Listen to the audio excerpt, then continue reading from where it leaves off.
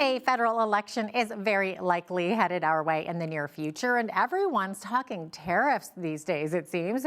Well, today's guest would like to weigh in with his opinion, so we welcome Maxime Bernier, the leader of the PPC, the People's Party of Canada.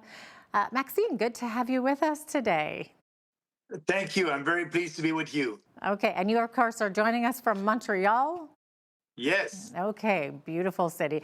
Okay, so Maxime, the U.S. tariffs are now in effect, and the Prime Minister says he's meeting those with retaliatory tariffs of our own. But you say you would approach this differently. How so? Yes, you're right about that. Thank you for asking. Actually, the tariffs that Trump did impose, it didn't impose on us, on Canadian consumers. It did impose that on American businesses and American consumers. What Trump is doing is imposing 25% tariffs on goods coming from Canada, goods that Americans import from Canada. So when Trudeau is imposing another 25% tariffs, what he's doing is taxing us. And I said we must not do that because all the goods coming from the U.S. here in Canada will be the prices will go up, inflation will go up. That is hurting us and our economy. So more than that, that is hurting the U.S. economy. It is hurting us first. So that's why I said it's a bad idea. It's a stupid idea, actually.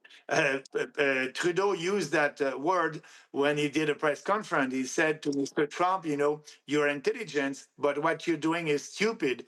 And and at the same time, Trudeau did the same thing. It's stupid also from him to impose tariffs on us. So our position is you don't impose any tariff, you just wait and you ask the US to reopen the free trade agreement that we have with them right now instead of waiting in 2026, and you put everything on the table. Don't do that. It is hurting us. And now some economists are saying because of that, we may be in a recession in Canada in a couple of months. So, and Polyev, the official opposition, is okay with that. He said, yeah, it's okay to do that. Actually, Polyev, when he did his press conference, he said to Mr. Trump, what you're doing, it will hurt your economy. Your people will lose their jobs. Prices will go up.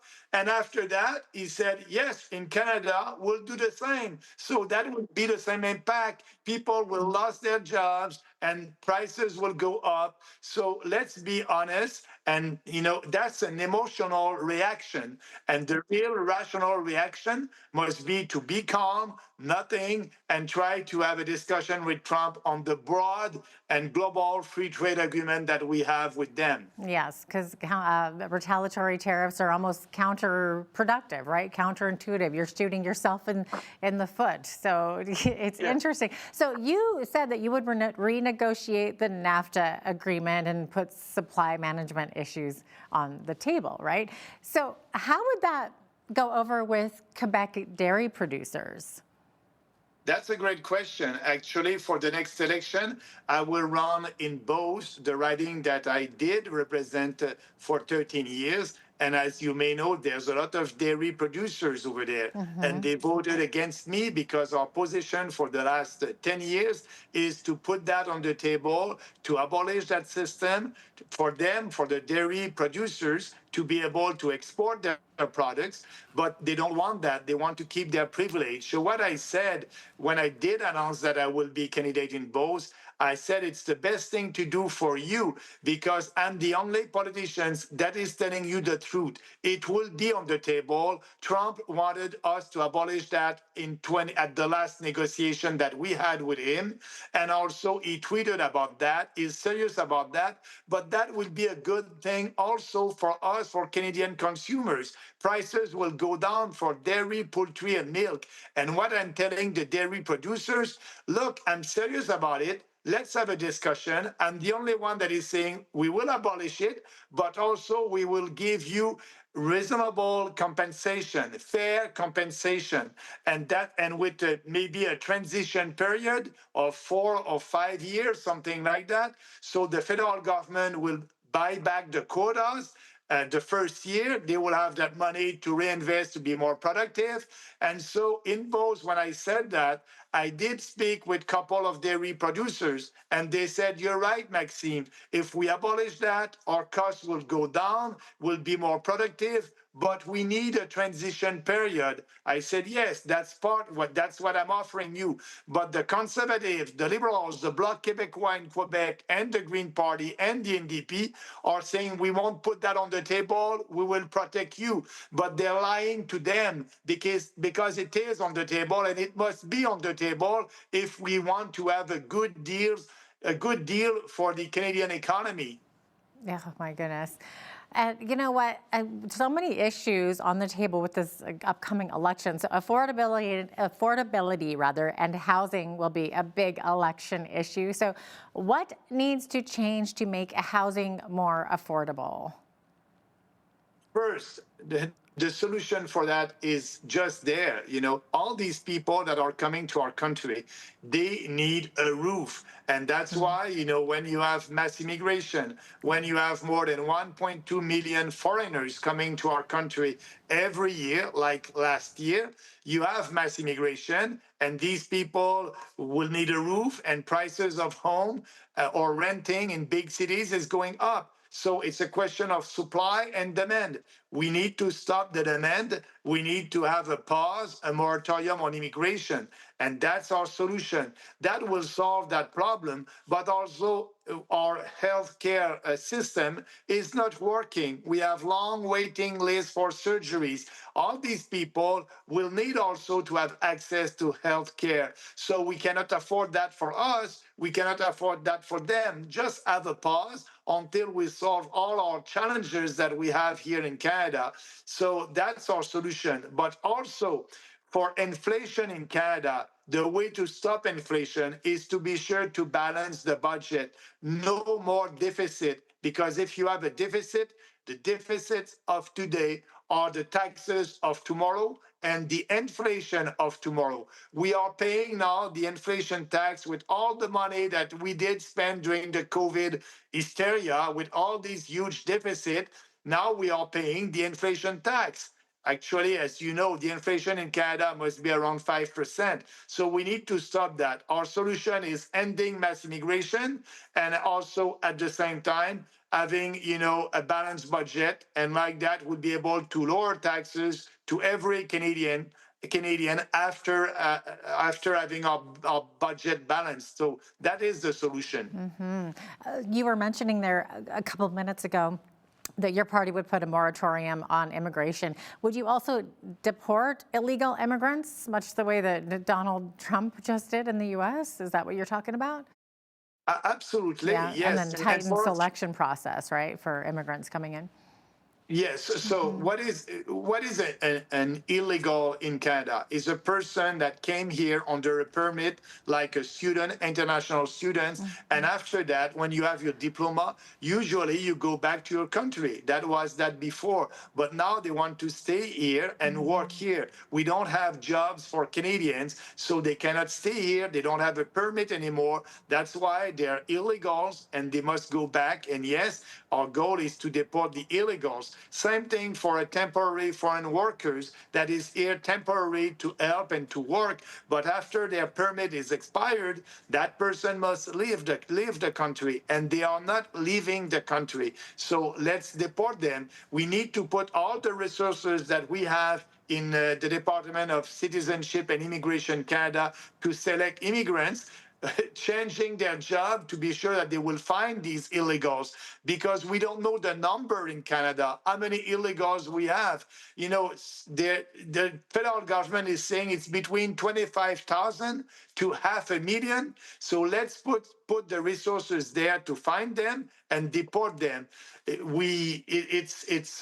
think it will be great for the country, for Canadians, and that's why I'm saying to Canadians, we are putting our country first and Canadian first. And so let's work for our people and not foreigners who wants to come here, and we will have to pay for them. They won't have a job. So I think it's more and more popular. People understand that mass immigration is having a huge impact on our standard of living, because we have a lot of people who are coming to our country. The economy is growing, but not as fast as the number of people. So the GDP per capita is going down. So we are poorer. Our standard of living is going down because of mass immigration. Okay. Now, Maxime, I believe that in the last federal election, your party, the PPC, got around 5% of the vote. And there might be concerns from conservative-leaning Canadians who wonder if a vote for the PPC will split the conservative vote and potentially allow a Liberal or NDP victory in some tight ridings. So would the PPC consider dropping candidates from tight races to prevent that from happening? No, absolutely not, because our goal as a party is to double our score from 5 to 10. If we have 10%, we may have our first candidate elected at this election. And that being said, about splitting the vote, if you split something, if you have an apple and you split an apple, you have two pieces of an apple. We are so different. Like all these policies that I just talked about, Polyev is not doing that. We are very different. So we are not splitting any vote. Polyev, his goal is to split the Liberal vote, and that's what he's doing. And so I'm telling Canadians, Polyev right now is in the opposition, but with some survey, he is a little bit more popular than Carney. So I'm telling people, vote for your ideas, vote for what you believe. You'll have more chances to have what you want if you vote for what you want. But that being said, we will support Polyev. We will support him when he'll be a real conservative, and we will shame him when he won't. So it can be a win-win. You vote for your ideas, and Polyev would be able to win and to be in government. Okay. And it seems that in every election, the Liberal Party will, bring up different issues, one of those issues being abortion as a wedge issue. And it's interesting that you have publicly stated that you would ban late-term abortions in Canada. Absolutely.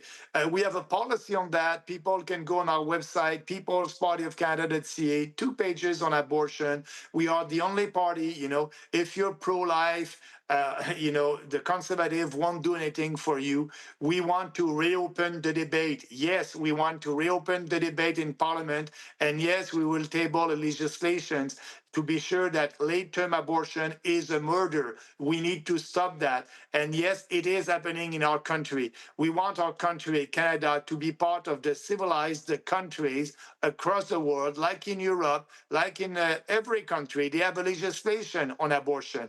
And we need to reopen that debate, and it will be a free vote for everybody. And I can tell you that we have candidates that are running for us who are pro-life, and some are pro-choice. And I'm okay with that. I said, let's open the debate. We will table a legislation. We will have a national discussion about it. And actually, 65% of Canadians are saying, we must be sure to have a legislation that will not allow late-term abortion, and we need to be in line with Canadians. So yes, we are the only one that will reopen the debate and have a discussion about abortion, for sure. All right. Well, Maxime, maybe talk to us a bit about climate change. The government spends billions of dollars on this, so how do you see it?